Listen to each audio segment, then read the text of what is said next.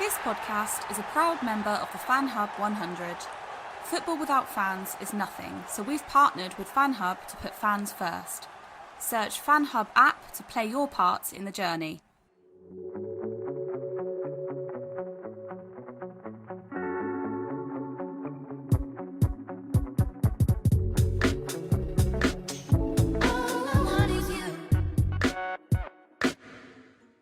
Welcome back to another Speak Sunderland Reaction podcast, and one finally being recorded after a win, 4-1 at home to Doncaster yesterday. And I believe the last win in the league was against Ipswich, if I do remember correctly. Michael and Jack are with me to talk about the game, and hopefully there's more talking this week than moaning. But how are you both getting on? Can't complain. That's nice. Nice. This 4-1 win malarkey's nice. Can we do this a bit more often, lads? 4 goals in the game, it does feel good. Yeah, it's good. Good, yeah. Like Michael said, can't complain at all. Hopefully there won't be too much mourning and negativity this week. I don't think there's much to give off yesterday. But yeah, good to be here. Michael, just how much of a relief is it to get a win in what was pretty much just emphatic fashion yesterday after the week or two that we've had? I think relief is probably one of the biggest understatements you could say. It was... First of all, I actually did say a week ago that it wouldn't shock me in the slightest if Sunderland dropped points against Shrewsbury, but then go on to beat Doncaster. It's just the most classic thing in the world at the moment.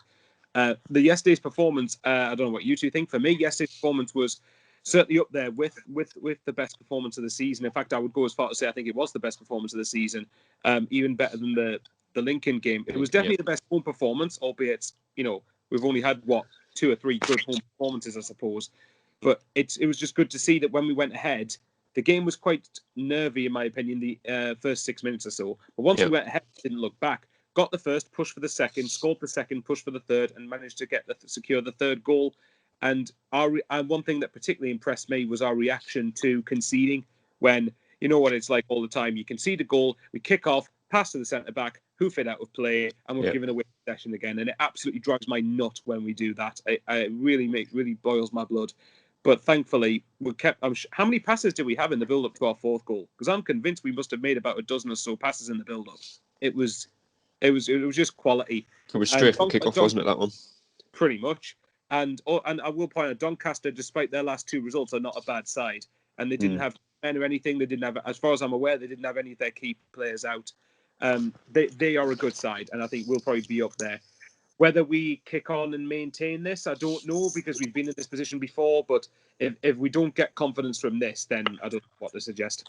Yeah, I think the main thing with Doncaster yesterday with what we were missing was obviously Ben Whiteman. I think he left the club in January. Obviously, he was their key player. But Jack, I will obviously get into the team in a second. But obviously, the formation was changed again yesterday, back to what I believe was a 4-3-3. Although there was a couple of different ideas going around. But how much of an impact do you think it has with the extra midfielder?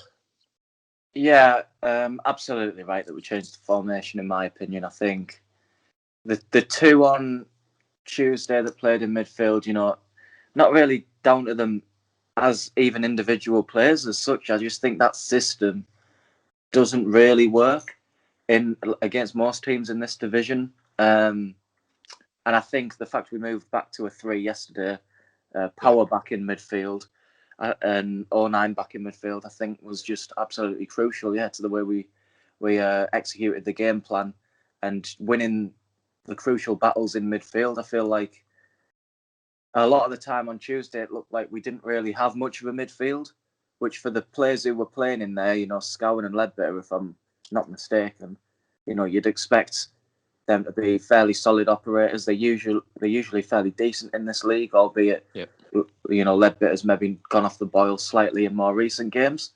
So you wouldn't expect that from them. But then you stick Scowen in a 3 with Power and 09 with a bit more legs, and midfield's absolute steel, and it looked different level yesterday. And I know, like you said, they're missing Ben Whiteman, but can't complain at all with that. I think it was a good decision. Yeah. And 2 minutes into the Man United game, and my 3-0 bet's already out the window. Love to see it. Did you put Man United to win by any chance? I did. That's not a good start. And West Brom conceded the most in the league, I think. It's an interesting one. 1 minute, 21 seconds we bet lasted. Back to reality. But anyway, here the Sunderland team started the game yesterday. Obviously, Lee Burge came back in goal. Conor McLaughlin started his first game since coming back from injury. Dion Sanderson and Bailey White at the back, with Callum McFadzean also back from injury at left back. The midfield three of Max Power, Josh Scowen and Luke O'Nien, with the front three of Lyndon Gooch, Aidan McGeady and Charlie Wyke. And Michael, was there any real surprises in the team for you? Obviously, McLaughlin came back in and Power moved into midfield because of it. Lee Burge came back in, which has obviously been a talking point for the last few weeks. McFadzean, O'Nien, Gooch all coming back into the side. But was there anyone either not included or included that you were surprised about? I was surprised that McFadzean came back into the team because I felt that I didn't know how far away he was from being fully fit. I thought Volkins would have probably was certain to start left back.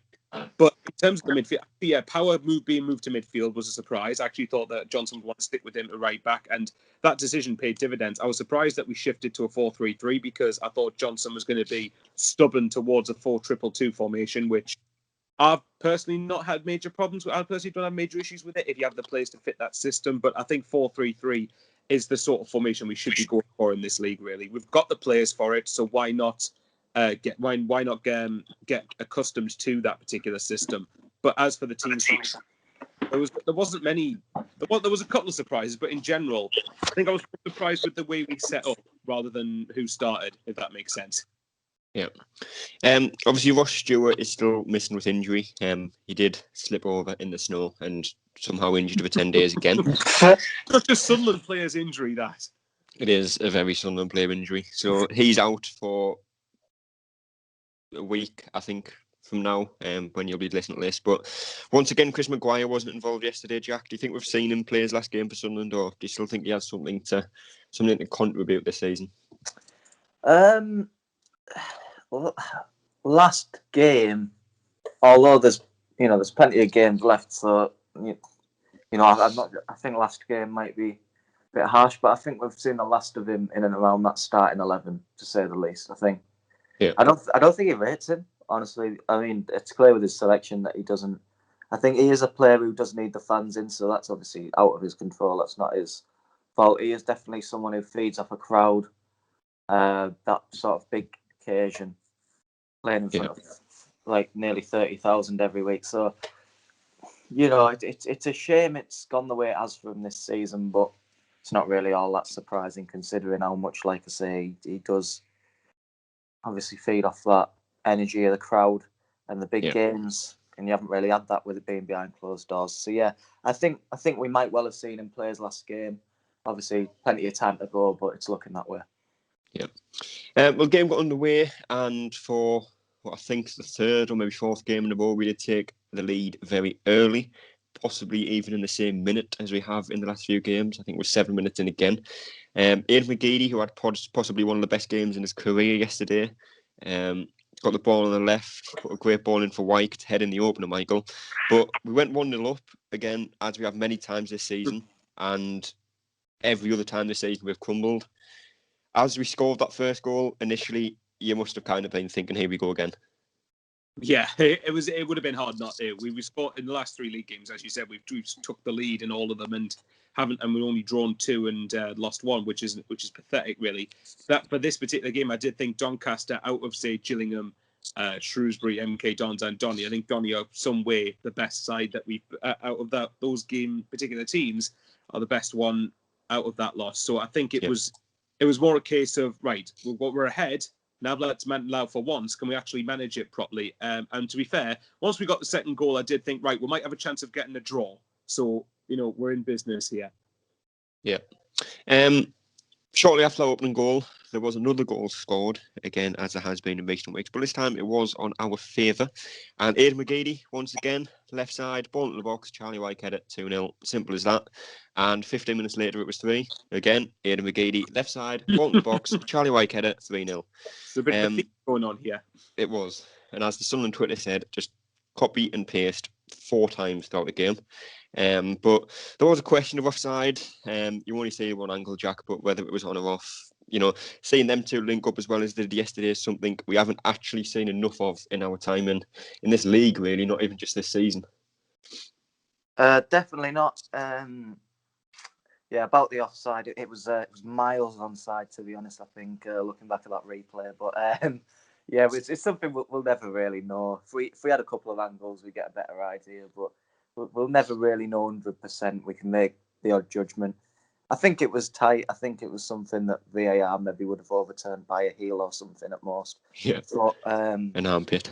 Yeah, something like that, mate. Honestly, but yeah, I think we've obviously not seen them link up as much as you'd have liked. I think Parkinson ostracising him from the squad for a year probably didn't help with that during the middle part of when they've been at the club together.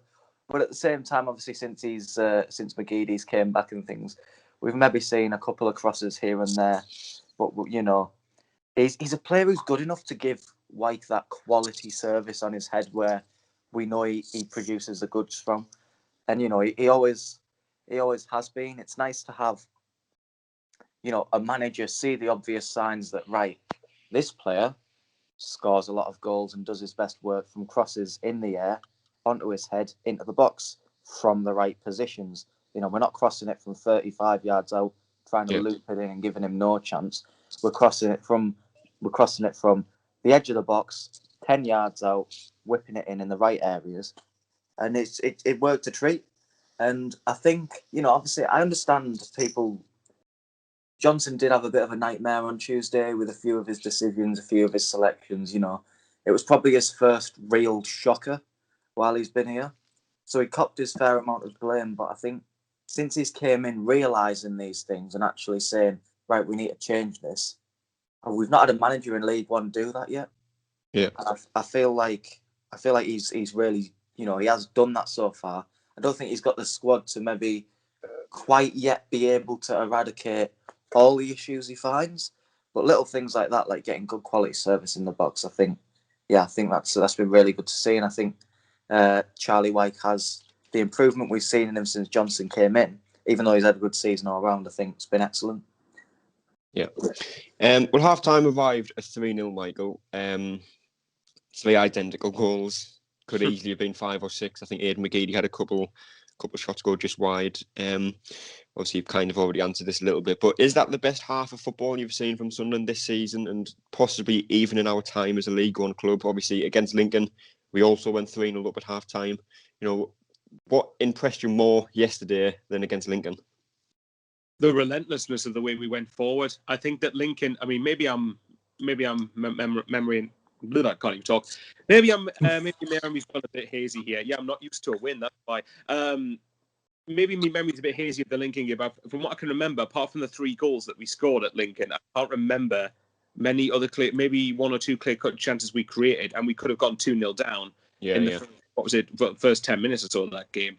Whereas yesterday, I think apart from one good chance Doncaster had, and I think the score was 2-0 at that point, where it was the right side of the 6-yard box, got wide, whoever it was that had the chance, missed it. It's been Omar Bogle, actually. But apart from that, it was the relentless nature that Sunderland attacked, and it was when we went 1-0 up, push for the next one. Went 2-0 up, push for the next one. Like you said, Aidan McGeady had a half chance or two. Gooch had an excellent chance to make it 4-0 not long before half time, where I'll talk about that pass from McGeady. If you remember it, for Gooch's opportunity, it basically was just down the centre, and it split right through everybody on the pitch, found to Gooch, and if that had gone in, that could have been a real contender for goal of the season from Sunderland's perspective for me. That was just I think overall it was just incredible, and it was just nice to see us, because on paper I think Doncaster are better than Lincoln. When I've watched Lincoln play, I don't think that and I've watched a couple of times, even beside watching them against us, I haven't been overly impressed with them. I'm wondering why they're top of the league. They're probably effective, but whereas Doncaster, I don't know what it is. I just think yesterday, or whenever you're listening to this, Saturday was just a complete first half. Going 3-0 up against a side who, before this week, were banging form. I don't think you can knock it. And all the goals, like you said, although saying that, all the goals were literally, like you said, copy and paste. But White placed his header brilliantly on all 3 of them. Quality of crosses and service was excellent. I'm rambling on here, but basically quality. Yeah. Well, it was another eventful second half, especially at opening 15 minutes. Doncaster did pull one back. Lee Burge heading the ball into his own goal after it rebounded off the post. But once again, a minute later, possibly even less, Aidan McGeady left side, ball in the box, Charlie Wyke header 4-1. Sounds simple, but that's exactly how it happened. And the last Sunderland striker to score 4 in a game was Kevin Phillips, Michael. How much you enjoying watching Wyke play nowadays, given the form that he has and the confidence that he seems to be playing with? I can't believe I'm even in this conversation. When you rewind 6 months ago, I think I was one of the most, I wouldn't say Wyke haters, but I was certainly one of the people who really didn't rate him. And now, I think it just goes to prove what I think Will Grigg should be taking notes, to be honest, because this is exactly how you attempt to resurrect your Sunderland career. Wyke has been, I don't know what it is, I think it's the confidence he's got. And overall, like you said, I enjoy, one thing I particularly enjoy watching about Wyke, just without his goals, is the fact that he's using his physicality more, and his game intelligence, I think, has got better massively. Whereas the first 2 seasons, I felt he was literally just a big lump up front and did nothing. Whereas this season, he gets his body in the way of opposition challenges. He uses his technique has got a bit better as well. He holds the ball. His ball control is very good. Ball retention's good, and he's just developing into a really good striker. Well, whether this is a one-season wonder type season, I don't know. But if we're still in this league next season, then you've got to get him tied down to a new contract, because he's one of the few players this season who earns it. Yeah. Well, minutes later, again, Doncaster were given a penalty.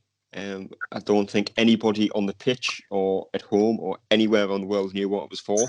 Not even entirely sure the referee knew what he gave it for, but he gave it. Lee Johnson was booked for complaining about it, but John Taylor stepped up to take it, and Lee Burge made a big save to keep the score 4-1, Jack. But what did you make of that incident as a whole?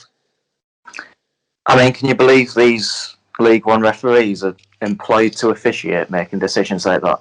Like, that's not like I want to.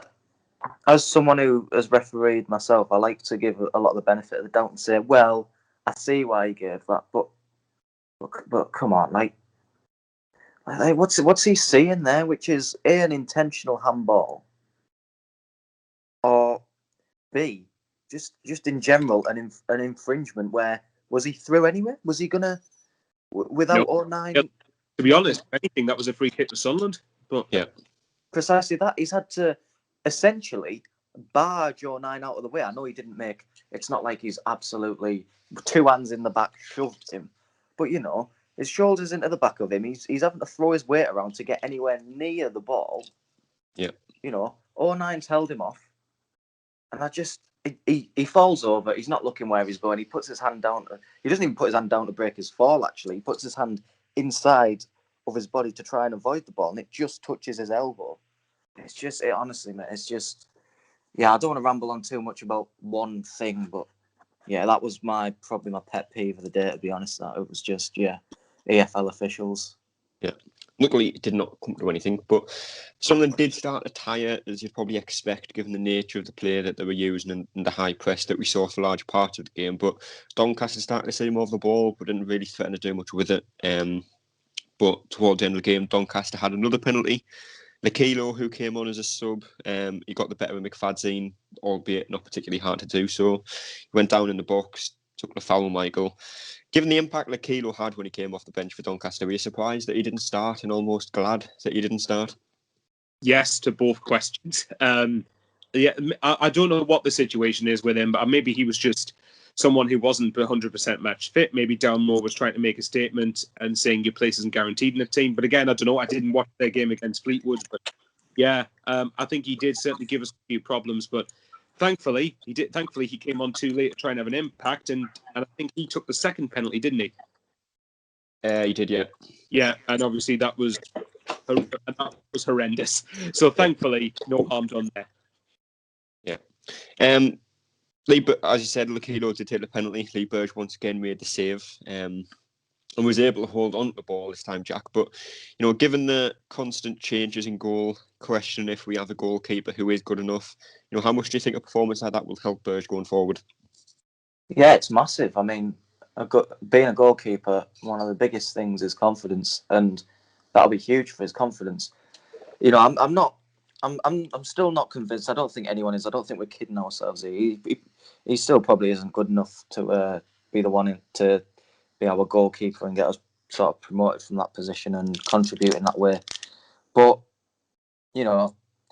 as much as after a performance like yesterday, that does sound harsh. I feel like being real, he still probably isn't. But a boost of confidence is never a bad thing for a goalkeeper. And if he can have a run now of 4 or 5 games where, not saying performs like that, but puts in really good positive contributions to the team, we could have a good run towards the end of the season. Yeah. Well, Sunderland did manage to see out the game and did pick up all 3 points, as you would hope when you're scoring 4 at home. We do currently find ourselves 6th, Michael. When you think back to how well we played yesterday, at times anyway, also, like we say, going back to the Lincoln game, does that make it even more frustrating when you go and get beat off the likes of Shrewsbury, you draw with Gillingham? Yes. It's like I keep saying, Sunderland in League One in general, actually, when we've played against the top sides, obviously you're going to lose one or two of them occasionally, but in general we've done all right. It's just, again, throwing away. Well, basically we threw away 7 points in the previous 3 league games before yesterday, and that's what I mean. If you just remotely do your job when you're in front, yes, you want to score more goals, but your defence is also there to make sure it doesn't get to that point. Although in saying that, to be fair to them, that was Matthews doing a Remy Matthews for whatever reason against Shrewsbury, but it's those type of results. And like I've said, there's no point beating Doncaster if we forget Lincoln in the Papa John's for a minute. If you beat Doncaster, there's no point in that result if you go and drop points against Burton next week. There's just no point to it. It's because otherwise you think, well, what's the point then? You say you want to get promoted, well, prove it. Don't stop dropping points. I mean, look, the games we've got coming up on paper should be wins. The problem is we know what Sunderland are like. So, yeah. We will move into the player ratings, as we always do around this time. And again, starting Lee Burge, I think the ratings will be slightly higher than they were on Tuesday night. At least I'd hope so. But obviously, we'll start with Lee Burge. First half and a lot of the second half, some comfortable saves, nothing really testing, but he made them. As I said, he was unlucky to concede an own goal after the ball did hit the post and then rebounded off him. Not going to mark him down for that, but great penalty save in the second half and then another one in the last few minutes. So Burge, 9 out of 10 for me. Jack? Yeah, completely the same. 9 out of 10.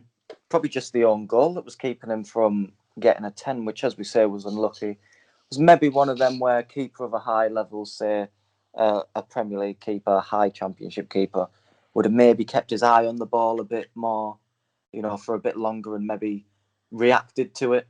I'm not saying definitely, that probably sounds a bit harsh, but it's just sort of, as a League One goalkeeper, you probably can't expect many of them to be doing anything with that. It was unlucky, so I don't blame him for that.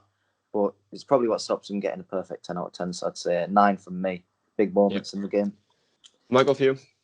Likewise, full house of 9. I think it's just good. It's good for his confidence to respond from conceding that goal where he was very unlucky with it, to make 2 penalty saves, albeit the second one was a weak penalty. But that first one, if he doesn't save that first penalty, wouldn't be surprised in the slightest if that becomes a 10 times nervier game than what it was. So yeah, can't knock him. I think we're lucky that VAR wasn't involved again, because I think that second penalty, he was 5 yards off his line or something. So luckily that wasn't involved. Rubbish for VAR. Conor McLaughlin obviously started right back instead of Max Power, who did move into midfield. His first appearance, I should say, since he did return from I think it was a hernia operation. And Conor McLaughlin's a weird one for me. It was a strange performance yesterday. It was exposed a lot with his lack of pace down the right, but at times made up for with his positioning. But I'm not a fan of McLaughlin as a fullback. As a centre half, I don't think he's a bad player to have, but I just don't think he has what you need in a fullback. But yesterday, I give him a 6. Jack? Yeah, it's all going too well at the moment. We've all got the same. I'll give him a 6 as well. I think if it was a game where we didn't win it so comfortably, he probably would have got maybe a slightly lower rating, to be honest. If his, lack of positioning, like you say, cost us a bit more, and they made us really pay for it, I think, his rating wouldn't read as kind of positively as it does with a 6. So I think it's a generous 6 that I've given. But yeah, he looked all right at times, but yeah, it wasn't a great performance from him. Didn't stand out, even though he wasn't a good team. But yeah, it wasn't a good day for him. But you can tell he's been out for a while, and it was a bit of a rusty performance, I think. Yeah, Michael, for you? So I'm going to be a bit more generous. I'm going to give him a 7. And that says a lot coming from me because I'm not a Conor McLaughlin fan at all. I felt that he didn't have much to deal with yesterday, but I think, and a couple of times he did get caught out, particularly in the first half. But I do think once we got ourselves comfortably ahead, I think he was just basically there to do a job. Just make sure you keep it tight, and he did. So 6. And like I agree with you, I think as a centre half, I don't mind Conor McLaughlin at all, actually. But I think as a full back, and especially as a wing back, which is what Parkinson was using him as, I don't think it's good enough in terms of pace, in terms of technicality. Sometimes he puts a half decent cross into the box, but in general, I'm not a Conor McLaughlin fan. But for yesterday, he did okay. Yeah. Deon Sanderson started in defence as the first of 2 centre backs, and yep, he was solid at the back. He was more comfortable on the ball than he was on Tuesday night, so not much else to say about him. But I'll give him a 7, Jack. Is this Deon Sanderson? Sorry, or just Yep, Deon Sanderson. Yeah, I actually give Deon Sanderson an 8. I thought out of our defenders, I thought it was the best one. He looked very, very comfortable. He looked experienced beyond probably the experience he's already got in professional football. He just looked like the way he read the game, the way he defended vitally at certain times. He probably, maybe I see why people say probably wasn't tight enough to his man for the Bergeron goal. With that being an unlucky enough goal in itself, I feel like it'd be tough to blame that on him. But yeah, I thought it was a really good performance from him. To be fair, I was happy with what I saw. I thought he looked really comfortable, and I think he's growing into that role as a centre back in League One really well. Yeah. Michael, for you? Same with Jack. I'd say 8. I think Sanderson was the best out of the back line, and I think that it absolutely amazes me that he hasn't been playing more games. And as much as Willis obviously is going to be a miss, Sanderson I think is more than capable of stepping up to the plate.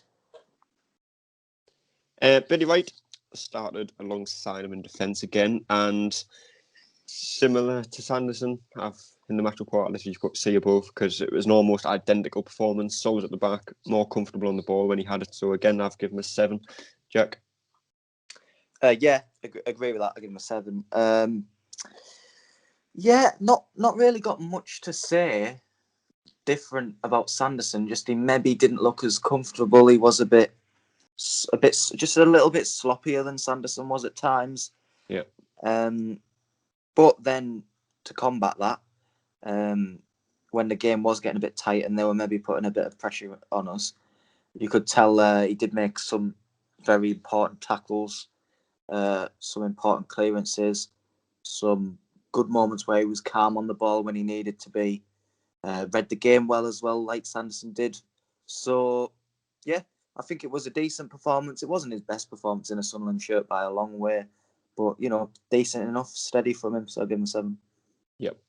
Conor McFadzean came back into the left back. No, I'm not. Bailey White, Michael. nearly forgot again, but I did recover that one. To be honest, I would go with an 8, the same as Sanderson. I do think Sanderson was slightly better than him, but I do think that Bailey White, I think there's not much to say, like Jack said, but I think that I want to be saying that about my centre halves, if that makes any sense. I want them to not have as much to do. So, but I think with Bailey White and Sanderson, as long as those two stay fit, I've got no problems with that partnership. Yeah. And now, moving on to Conor McFadzean. Are you sure? I think so. That's everyone, isn't it? Got there in the end. At least it wasn't Charlie White this time. It's always Charlie White that I seem to do that on. So at least we aren't making movements. No excuse not to this week. He's got 4 goals. No, exactly. But Conor McFadzean came back in for Jake Vokens, and I don't know why, but I always want to call him Sam Vokens. I don't know why. Sam Vokes, he's a Premier League striker, isn't he? Yeah, he is a actually. Premier League striker. Yeah, I don't know why I'm Vokes. trying to get confused with him. But yeah, I will remember that. I will become used to it. But he came in for Vokens. On the ball, he looked a lot more composed than Vokens did. But as with all fullbacks that we have really at the club, still looked vulnerable at the back. He's still very slow. So I've given him a 6, similar to McLaughlin, Jack. Yeah, I actually give him a 7, and for, you know as well as anyone, I'm not a member of the Callum McFadzean fan club in the slightest. I'm Didn't know there was one. The opposite. I don't think there is at Sunderland, put it that way. But yeah, it's a weird one with our defence because there's so much to say about our attack, but I don't feel like there's a lot to say for most of our defenders. I feel like they all put in a fairly steady performance, and I don't think McFadzean's an exception to that. There was a moment in the second half where he gave the ball away. You probably remember it, and it was like, oh, not again, not a left back again, causing us to slip up. Yeah. What were you going to say, Michael? Mhm. You were going to put in there, Michael, weren't you? Yeah. Go on, Michael. I was just waiting for Jack to carry on. Oh, right. Yeah, the mic broke up a bit, so I wondered if you wanted to say something. But yeah, it was fairly steady performance from him. He looked comfortable for most of the time, apart from that moment I've just mentioned. And yeah, I don't really have any complaints apart from that for him. So I'd say 7 for McFadzean, which sounds weird. Mr. Bowers for you? Well, I'll put it this way. I think the Callum McFadzean fan club must have the best bouncers on the door because I don't think anyone... Not many people in. I think with McFadzean, I would go with a 6. I know it's going to sound hard, but again, I don't rate... I think I'm with you too. I do not rate Sanderson... not Sanderson, Jesus Christ. McFadzean at all.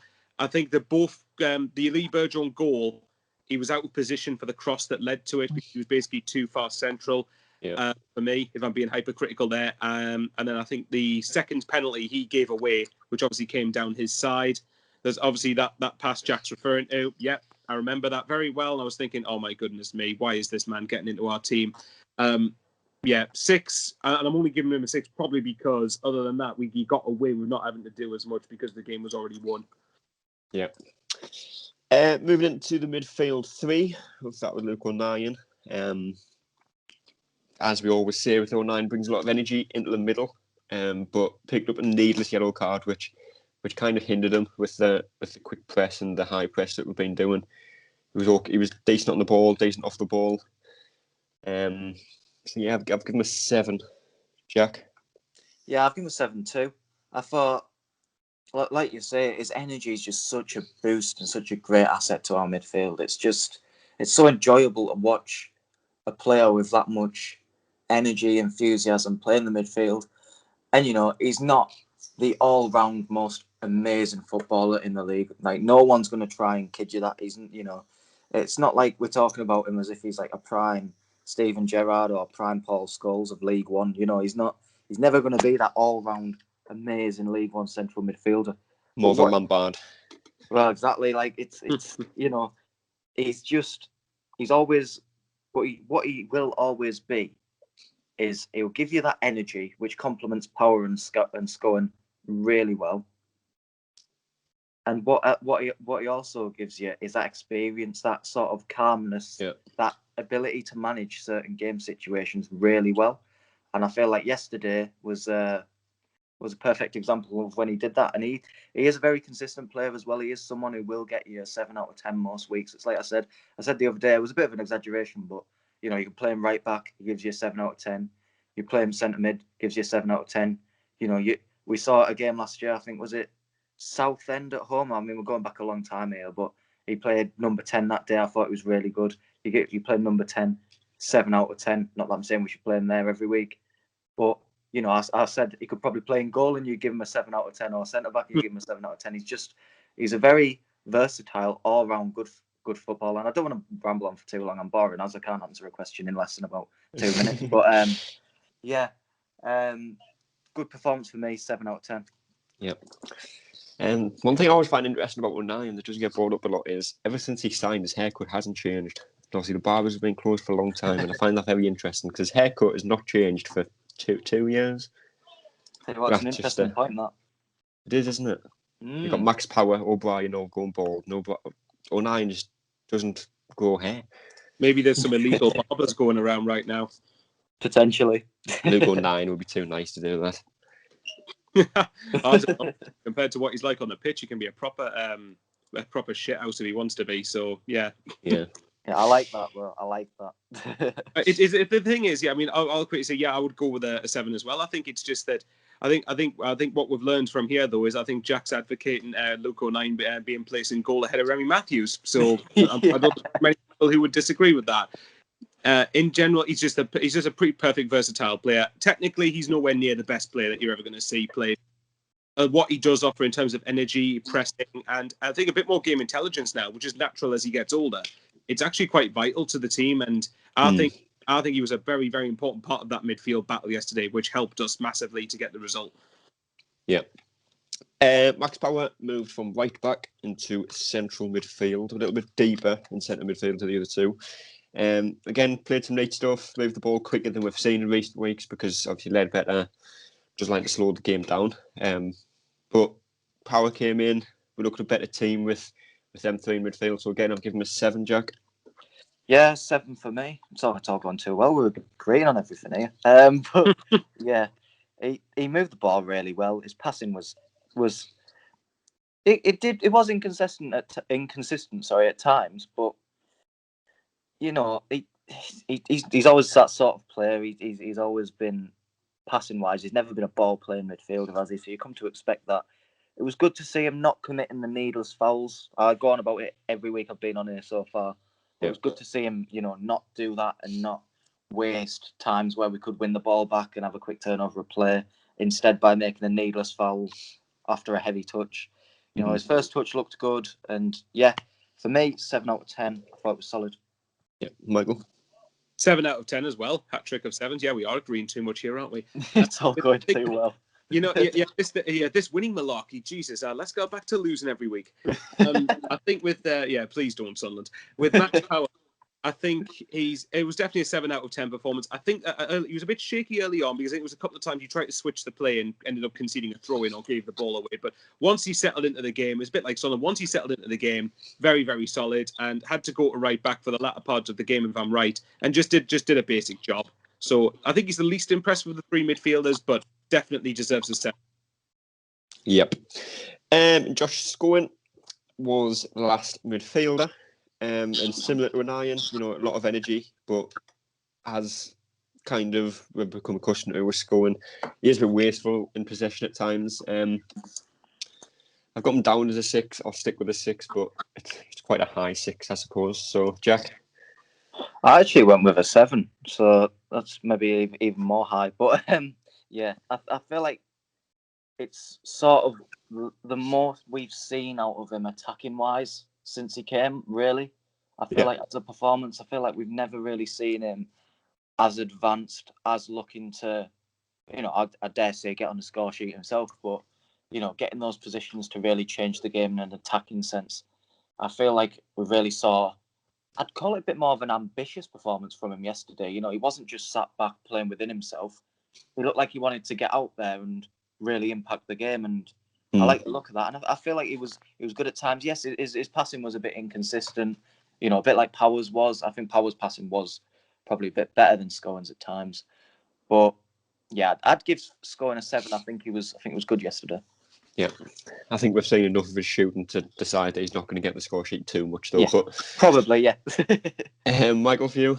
Yeah, well, I think Scowen's shooting in general would probably be a 0 out of 10. His performance probably a 7 as well. Got himself about the pitch a bit better for me than what Power did, but I do think that Scowen, I will say that in general, Scowen, O'Nien and Power, I think if we're playing a midfield 3, if they perform the way they did yesterday, then their name's going to be cemented as long as we play that system. Yep. Aidan McGeady, we will move on to. 4 assists, 4 identical assists. Well, not identical, 2 on his left, 2 on his right. Could easily have had more. Could have maybe have had 2 or 3 goals himself as well. And I think you will struggle to find a better individual performance from anyone in this league for a very long time. So 10 out of 10. Don't think you can really argue with that. But Jack? Absolutely 10 out of 10. I mean, if we're not giving that performance a 10 out of 10 yesterday, how do you get a 10 out of 10? That's one of the best performances I've ever seen from a Sunderland player. And, regardless of the level, I know obviously, I'm not trying to say he's the best winger we've ever had or anything like that. I'm not trying to indicate that. What I'm saying is that performance on its own, isolated yesterday, I've not seen a performance from a Sunderland player as good as that in a long time.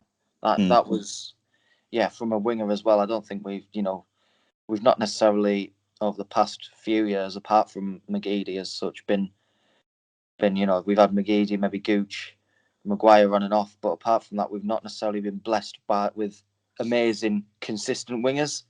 But yeah, McGeady yesterday was just an absolute revelation. 10 out of 10. Michael, for you? 10. You can't knock him a 10, can you? Especially when it was 4 identical crosses, basically from the same position. It was basically far left, near towards the corner flag, actually. And the precision and preciseness of those crosses was just brilliant. And Wyke, I'm sure, would absolutely thrive off that. And it just baffles, and I've said this before as well, it just makes it even more baffling on Parkinson's perspective why he didn't bother to use him. 10 out of 10. Definitely an asset team while you've got him. Yeah. On the other side, Lyndon Gooch started, possibly to a bit of a surprise. Obviously, Jordan Jones did start midweek. Whether he's up to full fitness or not, I'm not sure. But Lyndon Gooch started, as we touched on a bit earlier, he did miss a good chance in the first half with a through ball from McGeady that Balcombe did save one-on-one. But worked hard throughout, linked quite well with the other forwards. So I'll give him a 7 as well. Jack? Yeah, I've given him a 7.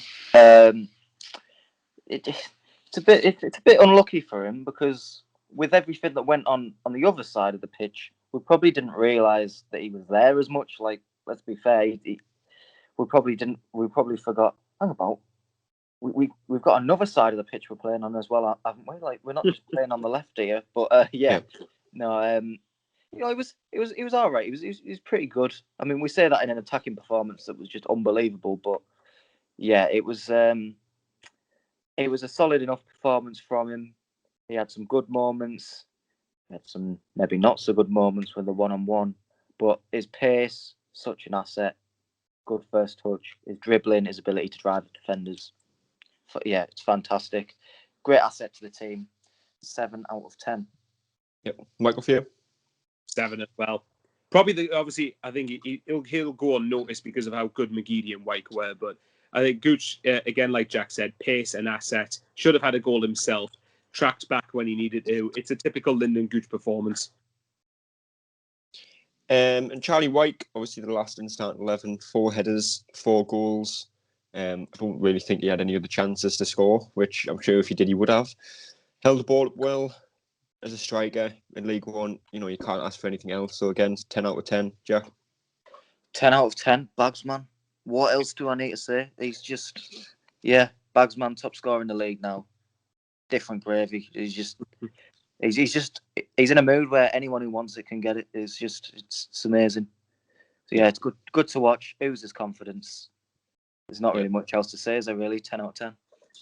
I think Darren Bent, someone said, was the last person to score over 20 goals in a season as well, which, given that is 12 years ago, for a striker to get over 20 goals in a full season, which on average is about 45 games in the Premier League, and obviously 50 or 60 in League One. It is quite worrying, I suppose, that it's took this long. But Charlie Wyke for you yesterday, Michael? 10 out of 10. Just what more can you say? 4 very, very well-placed headers. Is the way that he drifted away from his man for the third one as well, in particular, I was impressed with as well. Third and fourth, to be honest, I was impressed with them both. Held the ball up excellently well. Like I've said, Wyke is actually using his physicality and his body a bit more now, whereas beforehand I felt he was getting bullied far too easily when in situations where he really shouldn't have been. 10 out of 10. Can't disagree with anything that's been said. Yeah. And I got off easy on this because I can put whoever I want in a match report. So I put Aidan McGeady and Charlie Wyke for man of the match, but you have to pick one. And Jack, I'll start with you. I'm going to go with Charlie Wyke. It's incredibly harsh on McGeady because he had as I said, it was another one of the best performances I've seen from a Sunderland winger. As much as I've been a supporter, regardless of the level. But yeah, I mean, those 4 headers. I think it was. Did he literally just have 4 shots in the game? I think in the end, wasn't it? I think so. Yeah. And he scored 4 goals. So that just shows you how much he's losing confidence. Every time he gets the ball in the box, you actually think he's going to score. I didn't think we'd be saying this at the start of the season, but it's just one of the weird and wacky things to have came out of the last 12 months. So I would give it to Charlie Wyke. Harsh on McGeady, he could easily have it. I couldn't complain if someone gave it to him either. Yeah. And Michael? Charlie Wyke as well. And all I'm going to say is, because Jack said everything that I could possibly have done on the game, all I'm going to say is the William Hill Twitter account knows how good he is, that Zlatan Ibrahimovic has got pictures of him on his bedroom wall. That's all. I think Bet365 posted something as well, didn't they? Yeah, I think they put a bet on something along the lines of, who would you rather have in your team, Charlie Wyke or Joe Linton? Joe Linton. Yeah, that was it. Yeah. For Charlie Wyke and like for Joe Linton or whatever it was. Need I say more? Yeah. Well, our next game is on Wednesday, back on Sky Sports again, which is always good because you do get more than one camera angle. So you do see if certain decisions are the right decisions or not. When you're in League One, that is quite essential. But is there any changes you'd make for Wednesday, Michael, or would you go with what would perceived as the strongest team that we have? I think as much as it's a semi-final, and of course you're not going to not take it seriously. You want to get to the final, but I think ultimately we've got a host of league fixtures, a backlash of them afterwards, and I think we need to. I would go a relatively strong team, but Wyke, McGeady, and Burge in particular, I would rest. I think I would give I would maybe even go as far as say Matthews. Okay, yes, I get very anxious every time he's even remotely near the pitch. But Patterson, I wouldn't complain for giving a start there. I would maybe keep the same system, but I'd be tempted to have a go with O'Brien up front because I think it'd be interesting to see what he could do if he's actually going to be the sole striker. And if it doesn't work, then I'm not going to lose. Put it this way: if we lose on Wednesday, as disappointing as it will be, I'm not going to particularly lose sleep over it. But yeah, there you go. That's what I'd personally do. Maybe I'm in a minority. And Michael, your predictions for the game on Wednesday in the Pizza Trophy? Prediction for us to get sponsored by Papa John's and end up watching a live stream. Oh, you mean the game? Sorry. I'd love a sponsor from Papa John's. The game. It all depends. By the way, in case you're looking for your Man United bet, Man United have just equalised. So I had 3-0 on it. Was finished in the first 60 seconds. No. Anyway, this is going to be so irrelevant when this pod goes out. Okay. The game itself, I'm going to predict. It depends entirely on how seriously, for me, Sunderland and Lincoln take this particular game. Oh, part of me before the game thought it was going to be a Lincoln v Oxford final, but you know what? I'm going to be optimistic. I'm going to go Sunderland scrape it, and I think we'll win 1-0. Yeah, could be a Sunderland Tranmere final for all you know. I don't know why you're writing them off. Well, you never know. Can you imagine? Imagine we get to the final. James Vaughan starts against us and scores the winner. No, he's done it. He said it. I think quite happy to play Oxford then. Oh no, he said it now, hasn't he? That's it. It's happening now. He's done it. Yeah, but his Tranmere Rovers, James Vaughan. See, the thing is, what we can say is, if we lose on Wednesday, James Vaughan couldn't score against us because he never made the final. So there you go. There's every cloud has a silver lining, Michael. Yep, exactly. He's got 16 goals this season, James Vaughan, in 23 games. So has he? Let's hope. You are winding me up. He has not scored 16 goals this season. They are in League Two. Really? Bagsman? 16 and 23. Yeah, he's also got 7 yellow cards, which isn't there. Yes, it's League Two, by the way, but it's James Vaughan. That is true. That's pretty good. That's impressive. 16 and 23. But now you've mentioned him, I really do hope we don't play Tranmere in the final. Or if we do, I hope someone drop kicks the corner flag. Luke O'Nien just two foots him. He gets the ball first, doesn't get sent off, but James Vaughan goes off injured.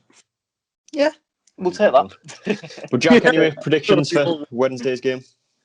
I'll go for a 2-1 Sunderland win. I feel like I say that every single week I come up, but I think I can see us going ahead early, doing the Sunderland thing, getting pegged back. And then I can see us winning it between the 70th and the 85th minute.